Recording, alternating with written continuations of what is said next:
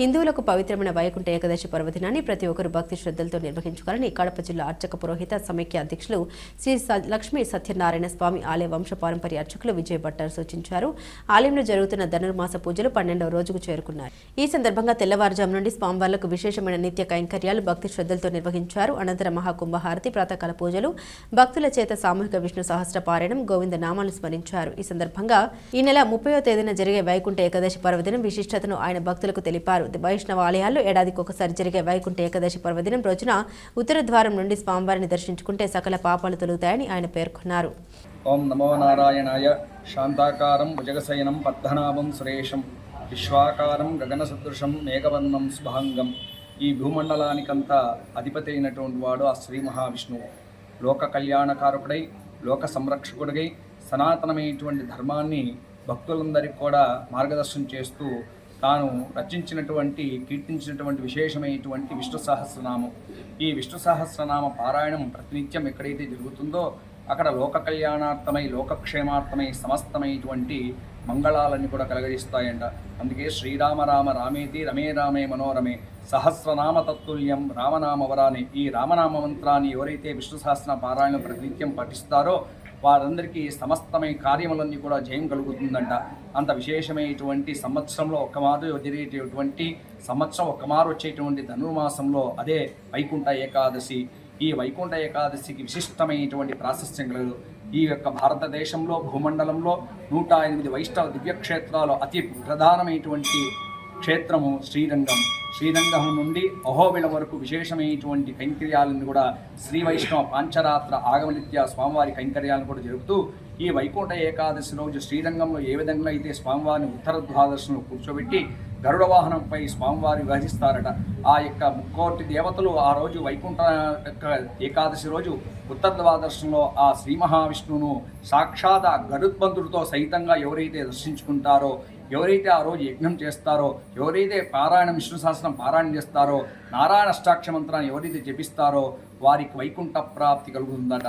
అంత విశేషమైనటువంటి వైకుంఠ ఏకాదశి రోజు ఆ పర్వదినాన్ని భక్తులందరూ కూడా విశిష్టంగా ఆచరిస్తారు. ఆ రోజు పూర్తిగా వ్రతం, మనం ఏదైతే ఒక వ్రతం చేస్తామో, ఒక యజ్ఞం చేస్తామో, ఒక యాగం చేస్తామో అటువంటి ఫలం వైకుంఠ ఏకాదశి రోజు చేస్తే అంత విశేష ఫలం కలుగుతుందట.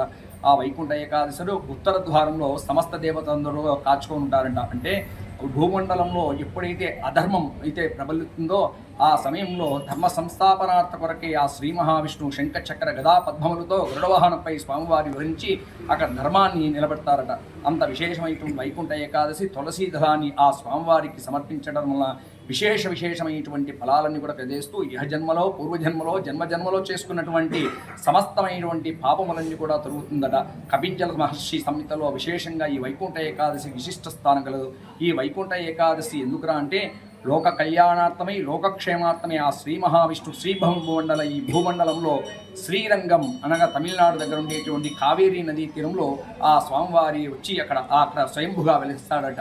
అంత విశేషమైన వైకుంఠ ఏకాదశి రోజు స్వామివారి అక్కడ వచ్చి కూర్చోవడం వలన ఆ వైకుంఠ ఏకాదశి విశిష్టమైనటువంటి ప్రాశస్త్యం మన యొక్క చరిత్రలో గలదు.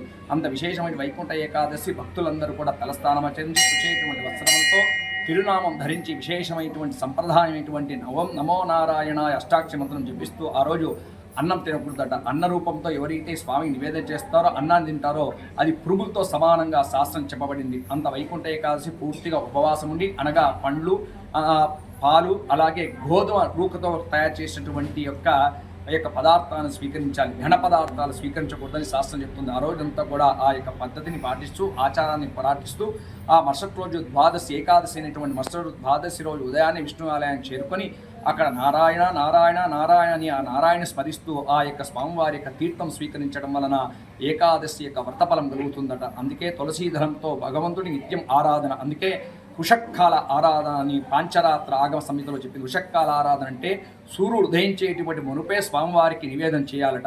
ఆ 5 పంచపాత్రల నుంచి అర్ఘ్యము, పాద్యము, ఆచమనము, స్థానము, శుద్ధోదకం 5 స్థానములతో ప్రతినిత్యం స్వామివారి సాలగ్రామ ఆరాధన పూర్వకంగా ఆ స్వామివారికి ఉత్సవమూర్తులకు, మూలమూర్తులకు, శయనభేరాలకు, షడ్భేరాలకు, చక్రతాళ్వార్లకు విశేషమైనటువంటి యొక్క ఈ యొక్క తిరువారాధన చేసి ఆ తీర్థాన్ని భక్తులు స్వీకరించడం వలన వారి యొక్క శరీరము సమస్తమైనటువంటి దోషములన్నీ కూడా తొలగి మంగళం కలుగుతుందట, భగవత్ చింతన పెరుగుతుందట. అందుకే తులసి తలాన్ని స్వీకరించడం వలన విశేషమైన ఫలాలను కూడా కలగజేస్తాయని తెలుపుతూ ఈ వైకుంఠ ఏకాదశి నెల